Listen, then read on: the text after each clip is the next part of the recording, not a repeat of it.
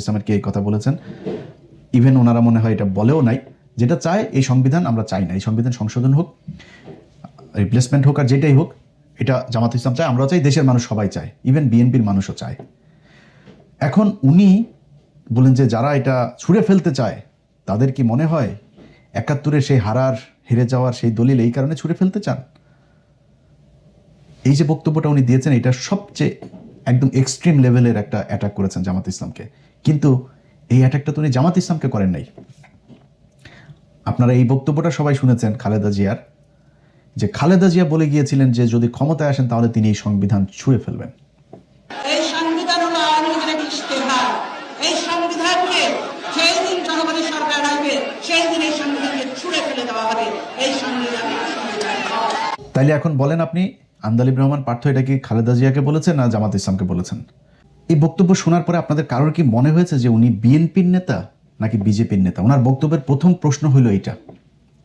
ওনাকে আগে আমাদেরকে বলতে হবে উনি বিএনপি না বিজেপি। এই গেল ১.৫ মাসে এই সরকারের যে মেয়াদ, এই ১.৫ মাসে আপনারা সোশ্যাল মিডিয়াতে, কোনো পত্রিকাতে, কারোর কোনো ফেসবুক পোস্টে কোথাও কোনোদিন কেউ শুনেছেন কেউ আন্দালিব রহমান পার্থ ভাইকে অ্যাড্রেস করে বলেছে যে পার্থ ভাই আপনি কেন জুলাই সনদের বিরুদ্ধে? বা বিজেপিকে বলেছে কেউ, ওনার রাজনৈতিক দল যেটা, কেউ বলেছে? কেউ বলে নাই। ওনাকে কেউ অ্যাড্রেসও করে নাই, ওনাকে অভিযুক্তও করে নাই, কিছুই করে নাই। কিন্তু উনি নিজের গায়ে নিলেন অ্যাজ ইফ উনি একজন বিএনপির মন্ত্রী, বা মনে হয়েছে উনি বিএনপির মানে প্রধানমন্ত্রী বা মহাসচিব, এরকম একটা দায়িত্ব নিয়ে উনি কালকে বিএনপিকে খুব দিয়েছেন। কারণ জিনিস কিন্তু হেভি জিনিস একটা। পার্থ ভাই কিন্তু কোনো সমস্যা হয় না কখনো। ধরেন আওয়ামী লীগ বিএনপি যখন যারা ক্ষমতায় আসে কোনো সমস্যা হয় না। একদিকে হেলাল সাহেবের মেয়ের জামাই ভাইও মোটামুটি ভালো নেতা টেতা ছিল। তারপরে ধরেন এখনও কোনো সমস্যা নাই, আওয়ামী লীগের সঙ্গে ব্যবসাপাতিটাতে সব কিছু চলেছে, কোনো সমস্যা হয়নি।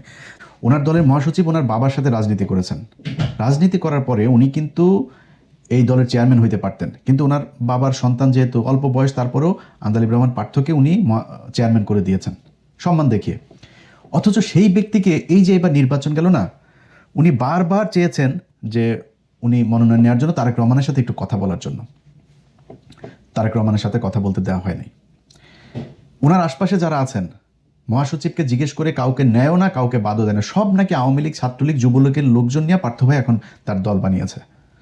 আচ্ছা, তারপরে হলো গিয়া উনি আটক হয়েছিলেন না জুলাই আন্দোলনের শেষ দিকে, 5ই আগস্টের ঠিক আগ মুহূর্তে।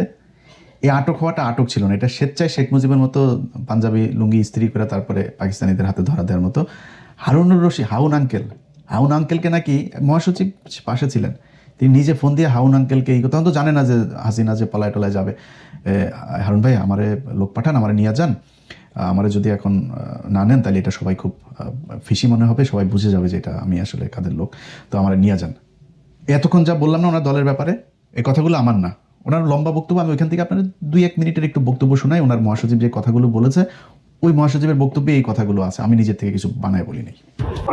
আমার সাথে এই দলটা তৈরি করছি, এসআর সাহেবের সাথে আমরা বের হয়ে গেলাম শুধুমাত্র একটা মাত্র কারণ যে এসআর সাহেব আওয়ামী লীগের সাথে থাকবে, এই জন্য উনি তো ওইদিকে চলে যাবে। আমরা জানতাম যে উনি চলে যাবে। হ্যাঁ, তো নাজিবুর রহমান বলছে যে উনি এই জন্য এরকম করতেছে।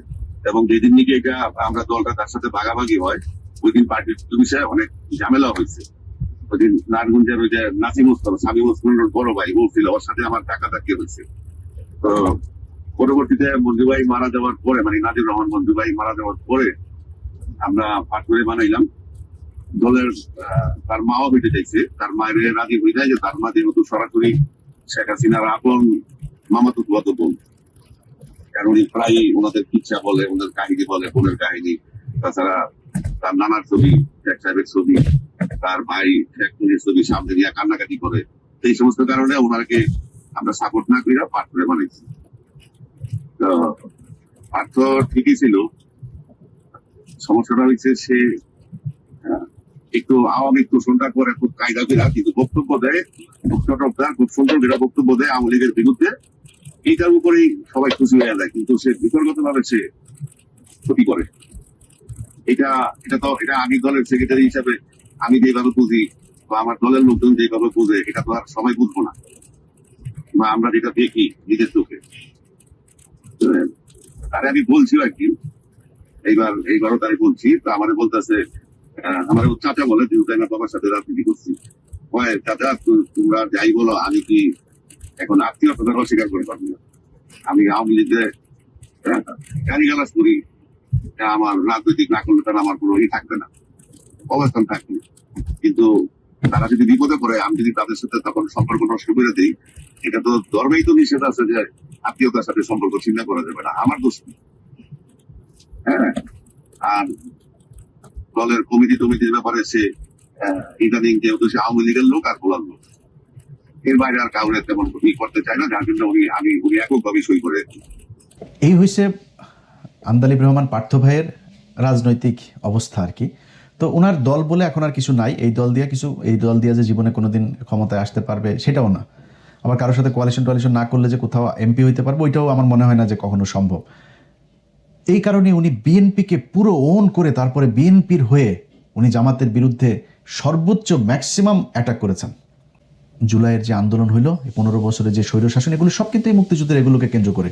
এবং আন্দালিব রহমান পার্থ আবারও ফের সেই 71 নিয়ে এখানে খোঁচাটা দিলেন। তিনি যেটা করেছেন এটা আমি মনে করি জামাত ইসলামকে এর চাইতে বেশি বড় অ্যাটাক করে কথা বলার, আমি জানি না জামাত ইসলামের কেউ কোনোদিন সংসদের দ্বারা আন্দালিব রহমান পার্থকে বা সরাসরি দেখা হইলেও বলেছে কিনা, কিন্তু আন্দালিব রহমান পার্থকে এই অ্যাটাকটা করতে হয়েছে কারণ ওনাকে তারেক রহমানের সাথে বিএনপির সাথে এমন খাতের দিতে হবে অ্যাজ ইফ এটা মনে হয় যে আন্দালিব রহমান পার্থ মানে বিএনপির বিশাল বড় একজন শুভাকাঙ্ক্ষী, এই কারণে তারা তেলবাজি করে ওইখানে যাইতে হবে, এই জন্যই সে এটা করেছেন।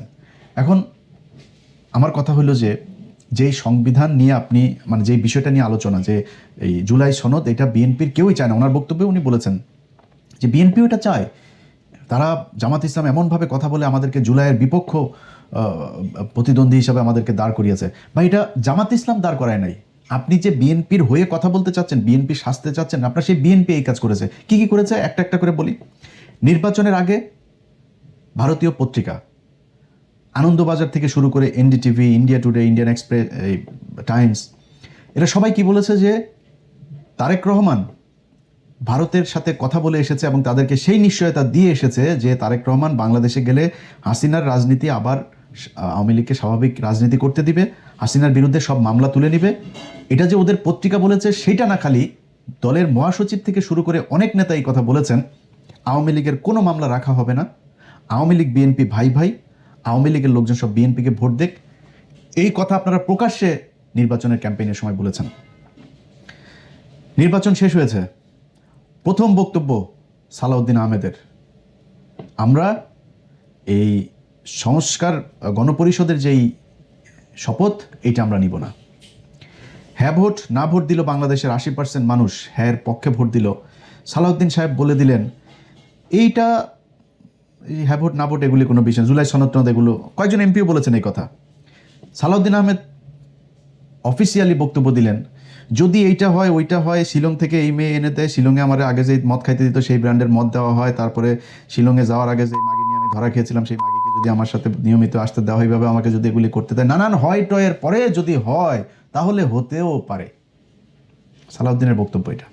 কি বললেন সংবিধান সংস্কার পরিষদ, এটা যদি কনস্টিটিউশনে ধারণ করা হয়, সেই মর্মে অ্যামেন্ডমেন্ট হয় এবং সেই শপথ পরিচালনার জন্য সংবিধানের 3য় তফসিলে ফরম হয়, কে শপথ পাঠ করাবেন সেটা নির্ধারিত হয়, এতগুলো হয় এর পরে তারপরে হলে হতে পারে।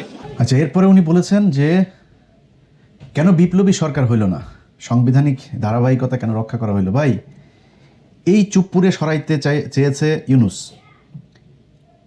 ছাত্ররা, জামাত ইসলাম, চুপপুরে সরাইতে দেয় নাই বিএনপি, ওয়াকারকে সরাইতে চেয়েছে এই খলিল, এই ইউনূসেরা, ওয়াকারকে সরাইতে দেয় নাই বিএনপি।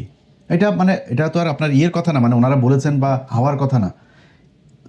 এই কালের কণ্ঠে এক আওয়ামী দালাল আছে হায়দার আলী, এই হায়দার আলী রাষ্ট্রপতির এক সাক্ষাৎকার ছেপেছে, আপনারা দেখেছেন তো সেটা।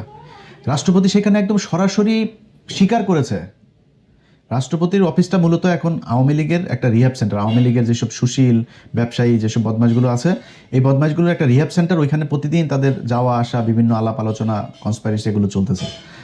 এই লোকগুলোকে কিভাবে আপনার এই যে চুপ্পুকে কিভাবে বিএনপি আপনার শেল্টার দিয়েছে, তাকে রাখতে চায় না জামাত ইসলাম, তাকে রাখতে চায় না ইউনূস, তাকে কিভাবে এখন বিএনপি আদর আপ্যায়ন করে, আমরা এগুলো তো নিজের চোখেই দেখছি।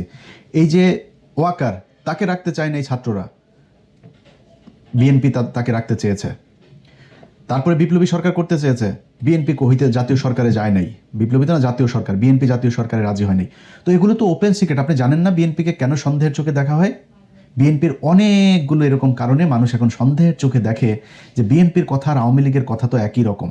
ওগুলি সব যদি বাদও দেন, নির্বাচনের পরে কতগুলো আওয়ামী লীগের নেতা জামিনে মুক্তি পেয়েছে।